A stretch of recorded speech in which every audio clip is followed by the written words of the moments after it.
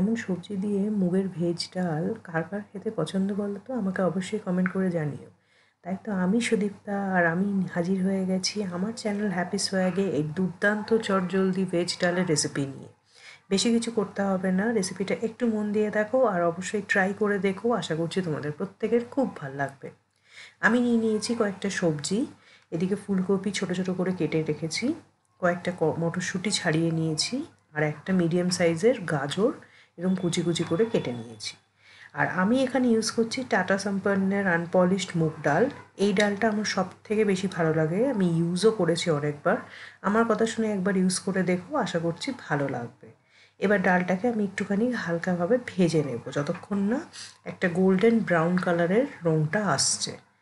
দেখো ডালটা অনেকটা এরকম ভাজা এরকম হয়ে গেলে তারপরে ডালটাকে আমরা প্রেসার কুকারে সেদ্ধ করে নেব। তার জন্য ডালটা দেখো আগে প্রেসার কুকারে আমি ঢেলে নিচ্ছি।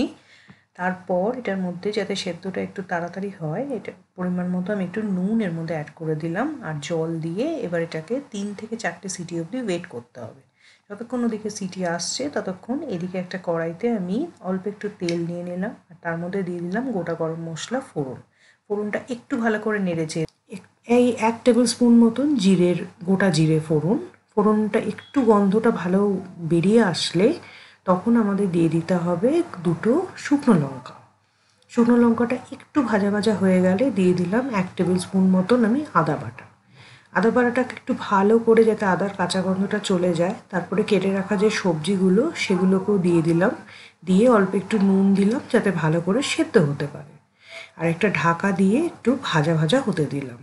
দেখো ভাজাটা হয়ে যাওয়ার পর সবজিগুলো যখন তেলটা ছেড়ে আসবে তখন যে সেদ্ধ করে রাখা ডালটা আছে সেটা আমি এর মধ্যে অ্যাড করে দিলাম। ডালটা দেওয়ার পরে আর বেশি কিছু কাজ বাকি থাকবে না। পুরো ডালটা দিয়ে দেওয়ার পর আমি এর মধ্যে অ্যাড করলাম 2 টেবিল স্পুন মতন হলুদ গুঁড়ো আর 1 টেবিল স্পুন মতো একটু ভালো যাতে কালার আসে তার জন্য লাল লঙ্কার গুঁড়ো। এটা তোমরা স্কিপ করতে পারো, এটা অপশনাল। আর তার সাথে 2 চামচ মতন একটু বেশি করে চিনি, কারণ ডালটা একটু মিষ্টি মিষ্টি খেতেই ভালো লাগে। আর পরিমাণ মতন নুন। ব্যাস এই কটা দিয়ে আর একটুখানি ফুটতে দিতে হবে ডালটাকে। ডালটা ফুটে আসলেই রেডি হয়ে যাবে গরম গরম একদম ভেজ মুগ ডাল। অনেকটা বিয়েবাড়ির স্টাইলের মতন খেতে হয়, এটা গরম ভাতের সাথে দারুণ লাগে। রেসিপিটা কেমন লাগলো অবশ্যই জানিও।